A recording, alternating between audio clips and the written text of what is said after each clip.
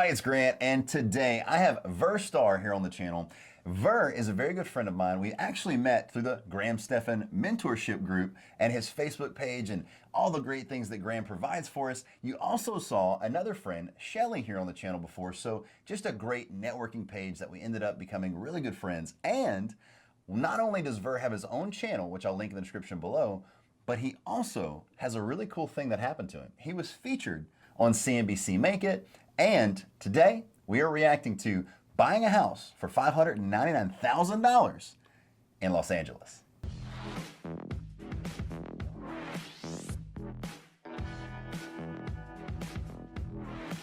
Thanks, Grant. I really appreciate you so much for having me on your channel. So let's go ahead and do this reaction. So before we get in the reaction though, has any major thing happened since? Because this video was from 2019, even though it's one of my favorite millennial money, millennial mortgages.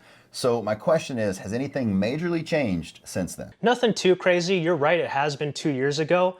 It was previously titled Millennial Mortgage, but as you can see for the algorithm, I think they changed it to Millennial Money. But other than that, a lot of things have changed, but let's go into the video and try to see what I can recall back, because I can talk about the new changes as we go along. I love that. And then you were also featured on Graham Stephan's show whenever he reacted to this. And correct me if I'm wrong, but is that how you kind of became part of the mentorship group? Then me and you met, and then it just kind of full circled? I guess we could blame Graham. Am I right? I will 100% agree with that. Graham was the catalyst for everything. I mean, in the video, there was some call outs to him, and then he ended up driving down to our house, you know, commuting in Los Angeles to see how long it takes to get there. Confronted me and my fiance, which by the way, it wasn't me only on the feature, it was also my fiance Janelle, so shout out to her. I love that. Yeah, so definitely you always have to have that strong partner that's either going to help you financially, spiritually, however it works. Kayla is my absolute rock. I love her so very much, even when I kind of bug her to be on the channel herself. So shout out to Kayla as well. Hey, we always got to love the ladies that put up with us, because Kayla, she needs an award for that for me. So True, true. All right, and as always, I really like this video because I really enjoyed it when it came out. I met so I cannot not like everything that I see that he produces. So do me a favor and always power up that like button, hit that subscribe button, and notification bell. So that way you know every time that we post. Yes, sir. It feels great. Like, people will say, like, you don't own the home, the bank owns the home. But if your name is on the title, you own it. I mean, I don't, besides somebody being upset that they don't own a home, because you got to realize you're saving 3 to 5% down to purchase these homes. I mean, in my opinion, you should always do 20% down. I've told you that a few times. Not everybody loves that advice, but it's the truth. So for you to put 20% down on that expensive of a home, that's yours. The bank is loving the interest because even though interest rates are low, they are still getting paid. But yeah, it's 100% your house. I don't know, Ver, what do you think? I mean, you know, to me, it doesn't make sense to own your house outright, especially if it's over $500,000. Because I mean, I could take $600,000, put it all in the house, own it outright, and not have to worry about it. Or I could just put 10, 20% down like we did here, take the rest and invest it somewhere else. Yeah, for sure. I mean, interest rates are so low right now. I mean, it's basically free money. That's just what it is.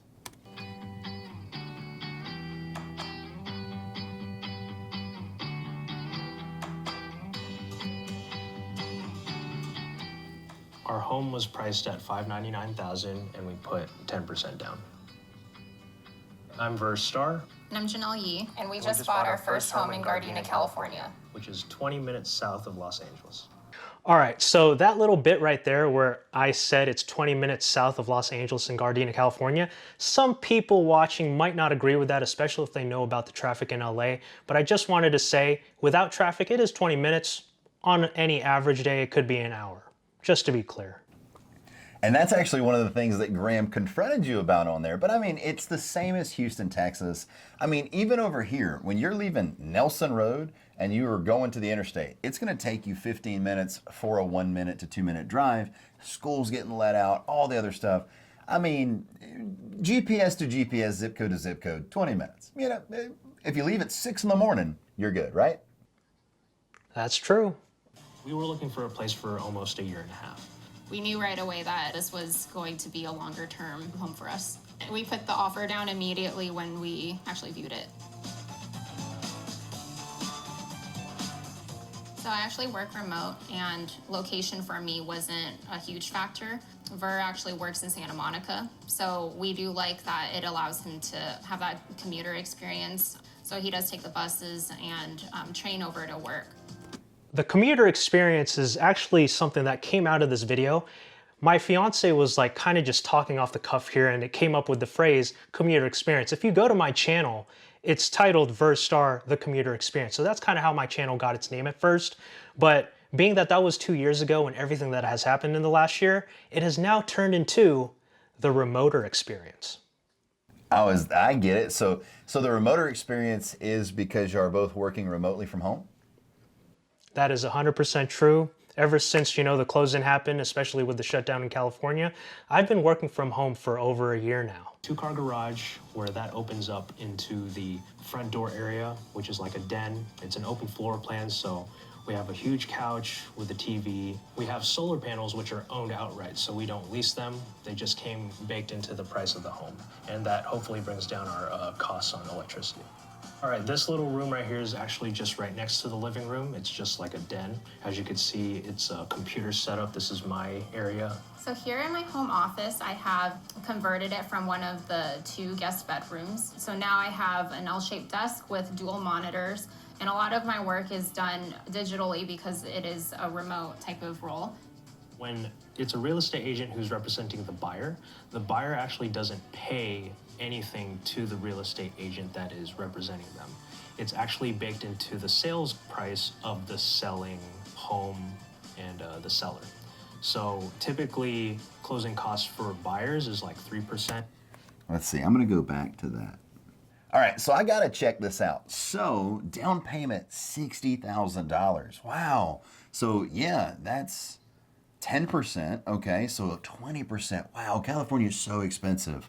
Oh my gosh. Okay, moving costs $600. That's great. Home inspection, always smart. Always very smart to do a home inspection. And then closing costs. It's actually pretty good for the sales price of $3,100, and maybe that included, insurance and things like that. And then you got appliance. Oh, it didn't come with appliances? Did it really not? It didn't come with appliances, so I had to buy the refrigerator, the washer dryer, and the unfortunate thing is we bought them all brand new, so I kind of did pay a premium on those. Oh, wow, so we got the expenses here too. And look, I will say, I ask Kayla all the time as my real estate agent and as someone who is working on her career, I always tell her to make a post that, did you know that dealing with a real estate agent as the buyer is no cost to you? What a great thing for people to know. So Video Ver, thank you for that tip. Of course, dude. Like you can't not say that because it does an injustice to the people who are trying to buy a home, especially now where it's so difficult to do so. Also, you mentioned my monthly expenses. I'll say one thing, in the last 2 years, that has dramatically decreased because of the low interest rates, because we refinanced our mortgage. What would you say out of this $3,851 on your monthly housing expense that has gone down with your new interest rate? Yeah, sure. So what we did is we refinanced the mortgage. We got a new rate of 2.875 instead of that 4.125. So that's one. Also, before we had a escrow account or a one of the accounts where they pay for our insurance as well as the property taxes. But I decided to take it upon ourselves to just separate that out. So our mortgage payment, just the principal and interest, is about $2,000, and then we just save, an extra bit to pay taxes in the, the cycle where property taxes are due, as well as the insurance. Just because if you think of an escrow account, it's kind of like a checkings account where the money is just there. The bank is probably using that to lend out more money, versus you could take that money and invest it somewhere else to have it grow and then use it when you need to pay for it when property taxes are due. So I kind of broke that out just for, you have to keep track of it, instead of not worrying about it with an escrow account. But that's kind of the rationale that I had, because it lowers our payment significantly. So let me ask you this though, when you have a PMI account, you can't not go escrow, at least in from what I know. So did y'all hit that 20% down to be able to break that apart? That's true. That's another thing I forgot to mention, because it has been 2 years. Interest rates are down. The real estate market is up. This $599,000 Townhouse is no longer only worth 599,000. We're close to almost 700,000, and with the refinance, we were able to get a new loan that was only 80% of the original price. So, we were able to knock off PMI, and that's how we were able to do that.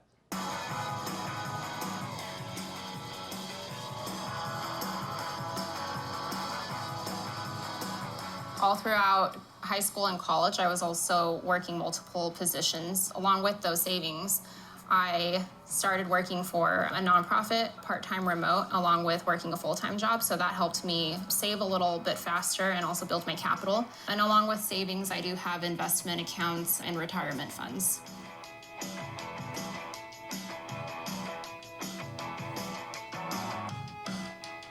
Since I work remote, I usually just eat at home, and I don't really need to go out for lunch or anything like that. I make my own cold brew, and this is why we were able to get a house, because I saved money on coffee.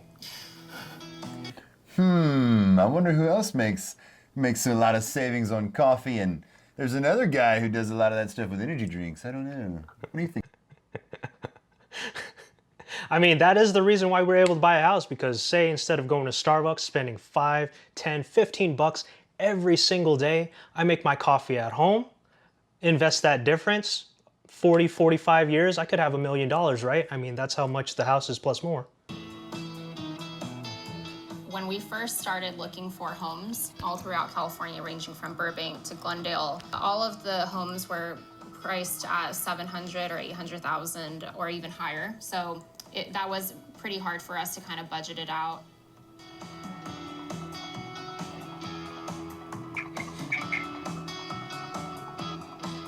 Usually the prices will be a little lower if you just have to commute an extra 20 or 30 minutes. So for example... Yes. Okay.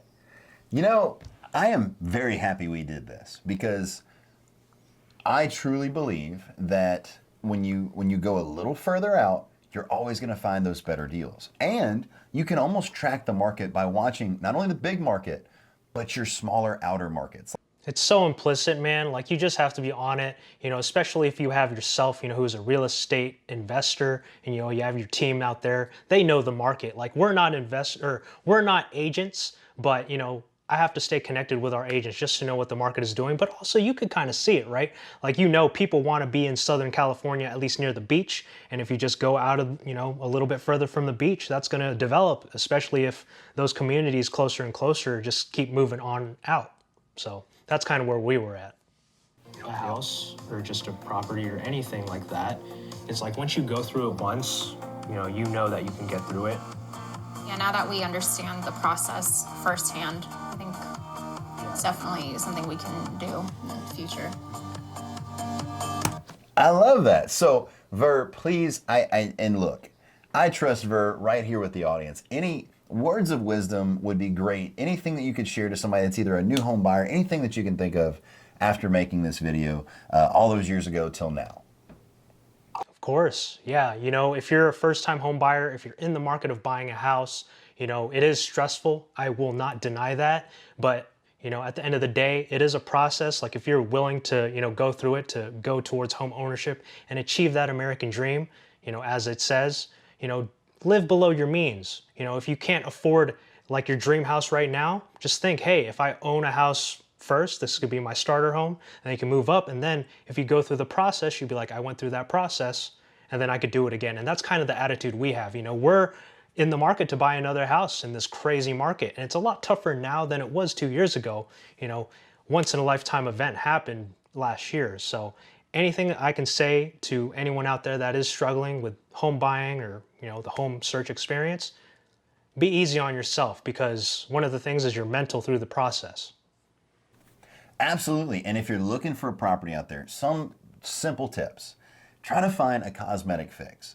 If someone was too lazy to put in that work and the house sits for a few days, and I say a few days, 30, 40, 100, 300, if there's any houses sitting that long on the market, go take a look at them. They might just have an ugly door. They might just have a little ripple in the sheetrock.